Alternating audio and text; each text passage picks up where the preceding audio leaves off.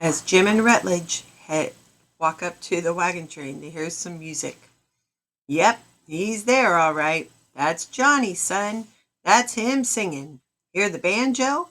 I tell you that banjo's seen the lot of us through some tough times. The melody came and went, half lost in the noise of the river and the spurts of conversation coming from the direction of the wagon, winding in and out among the other sounds like a bright thread of embroidery. The voice was lusty and careless, interrupted now and again by little flurries of laughter. Johnny's voice deep as a man's. He'd be 17 by now. Jim tied his animals to one of the pines, his eyes on the fire crackling over there, on the figures moving back and forth or lounging under the pine trees. He could smell food cooking, hear scraps of talk. Now where's that clasp knife? La, I had it right here. It's the cattle worries me, Ned. They can't ride no raft. We'll have to. Sam, give me a lift with this. Then Jim felt Rutledge's hand on his shoulder as they pushed through a stretch of low bushes, and a few minutes later he stepped full into the blaze of firelight. Heads turned, talk trailed off. The music died. Dazzled by the glare, Jim flung a confused glance around the ring of faces, seeing only blurs. It's your brother, Johnny, he heard Rutledge saying. Your brother. He's come. The fire snapped, sounding like a gunshot.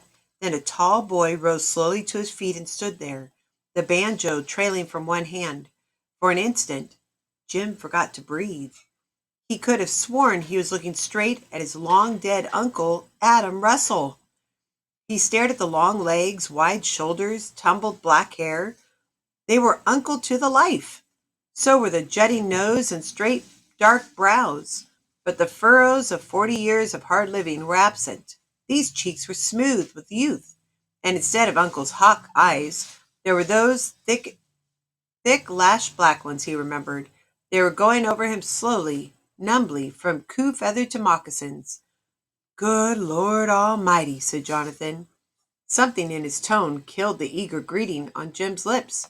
With an effort, he got one word out. Hello, Johnny took an uncertain step forward, stopped, and then took another. Johnny suddenly dropped the banjo. Jim, he said hoarsely. Jim! Then he was moving too, kicking aside a heap of brushwood that lay in his path, somehow conveying the impression that had a mountain stood there, he would have kicked that aside too. He had his hand stretched out. It was square and muscular and bony like the rest of them, burned dark by months of travel. In another stride, Jim was beside him, gripping it. For a moment they stood silent, taut as two bowstrings, staring at each other. Jonathan spoke jerkily at last. Jim, by all that's holy, never reckoned to see you again in this life. Ain't sure you're real. What's the matter? You're shaking. Well, thunder, you give me a turn. You're the spit of Uncle. Oh, yeah, I've heard that. Mother used to say so. The words trailed off. Suddenly, neither could find anything to say. Johnny freed his hand and wiped both palms on his shabby jeans in a gesture Jim found vividly familiar. Johnny used to do that as a child whenever he was wrought up, crammed full of something he couldn't handle. He exploded into speech. Mean to tell me you got that letter of mine, or did you just happen to turn up here? Got the letter. Criminy! How? All that country. I figured that trapper'd never find you, even if you was still alive. How'd set Injuns with it? Hervey knew what he was doing, within 100 mile or so. 100 mile? Jonathan laughed nervously. You talk like there's a signpost on every mountain. Is once you get to know him. We'll start feeling easier pretty soon, Jim thought. We just got to get used to each other again, that's all. Was it a rough trip out? He asked. Johnny shrugged. We got here. Wagon turned over once and coming down Windless Hill. Nearly lost an ox crossing the Snake. Some river, that Snake. Yeah. Don't know a worse ford anywheres. That ox of mine, the blamed old goat, he... Johnny's voice went on jerkily, but Jim lost track of what he was saying because Johnny's glance was going over him, this time clinging to his braids and his medicine bundle and his claw necklace with a fierce intensity. By the Almighty, you done some changing, Johnny said slowly. What in the name of... But he didn't say what he started to. Instead, he stirred, darted a sideways glance at the ring of faces around them, and muttered, Say, let's get out of here. His words produced an awkward flurry among the watchers. Women began to bustle toward the cookpots. Men became absorbed in the examination of wagon wheels and their own muddy boots. Jonathan strode off to fetch his banjo, moving with that brusque, shoving gait of his. He walked like a man up to his knees in swift water. Jim watched every move, noticed that he was limping. On the way back, Johnny stopped beside Rutledge. We'll have that talk of ours later, shall we? Sure. I'll come around after supper, Johnny. Yeah, do that. Bring Ned. Jonathan moved on, beckoning Jim with a jerk of his head. Our wagon ain't fur. Just over yonder a piece. Sally's there. Jim nodded, his mind a ferment of unfamiliar emotions. This younger brother of his had grown up into somebody, all right, and he thought of Rutledge's words. Ain't a man in our wagon train, wouldn't stake his last ox on Johnny Keith. And Johnny's own grim, well, we got here. Johnny would get where he set out to get. You could tell that from his walk and the set of his chin. There was a streak of iron in him that hadn't been there when they were youngsters. And there was something else, too. Something that made him look less like Uncle at times and more like Pa. Johnny couldn't throw a look at you that was like a blow. Maybe it wasn't going to be easy this coming home. The thought took root and grew disquietingly, all but blotting out Jim's familiar world of sensation. The river's thunder, a pine branch that caught at his rifle, the shape of a twig under his moccasin, all had a curious remoteness, as if his body and mind had temporarily parted company. He was almost surprised when they stepped past the wagon into the chilly dusk to find that busy corner of his brain functioning as usual, automatically reporting a north wind and the scampering passage of a squirrel. He frowned. Running into Johnny after all these years was kind of a shock. That was all. They'd both changed, sure. Nothing so strange about that. They'd been a thundering long time. Got any belongings? Jonathan was asking as he started back through the scrubby bushes. Yeah, tied my critters to a tree over this-a-way. I'll fetch 'em. Jim swerved to the right where Buckskin's pale shape loomed ahead in the dusk, but he slowed and then stood still. One of many unasked questions was pounding too hard to be delayed. How'd it happen? With Mother, he blurted. Injuns or... Jonathan shook his head. She was sick back in Missouri, Jim. One reason we left. She kept having this fever. Seemed like she was better for a while, crossing the plains, but then, I don't know. It was just too hard. It's hard country, Jim muttered, and after a moment he added, wishing I'd been there. So do I, Jonathan said grimly. She couldn't talk about nothing else. She wanted to see me?